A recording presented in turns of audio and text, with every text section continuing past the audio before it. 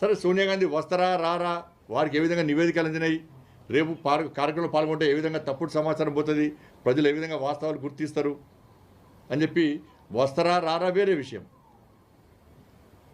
కానీ బీజేపీ నాయకులు పిలవకుండా ఇలా మేము ఉద్యమాలు చేస్తాం, పార్లమెంట్లో బిల్లును మేము ప్రైవేట్ బిల్లు పెడతా అంటే భయపడి కాంగ్రెస్ పార్టీ వచ్చింది. వాళ్ళ బిల్లుకు మద్దతు ఇచ్చింది మేము, భారతీయ జనతా పార్టీ మద్దతుతోనే తెలంగాణ రాష్ట్రం ఏర్పడ్డది.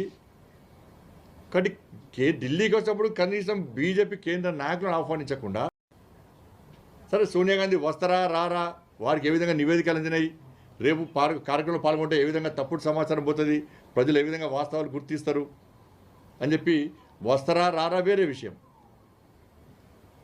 కానీ బీజేపీ నాయకులు పిలవకుండా ఇలా మేము ఉద్యమాలు చేస్తాం, పార్లమెంట్లో బిల్లును మేము ప్రైవేట్ బిల్లు పెడతా అంటే భయపడి కాంగ్రెస్ పార్టీ వచ్చింది. వాళ్ళ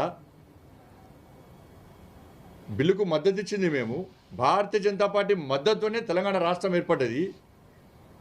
కాబట్టి ఢిల్లీకి వచ్చినప్పుడు కనీసం బీజేపీ కేంద్ర నాయకులను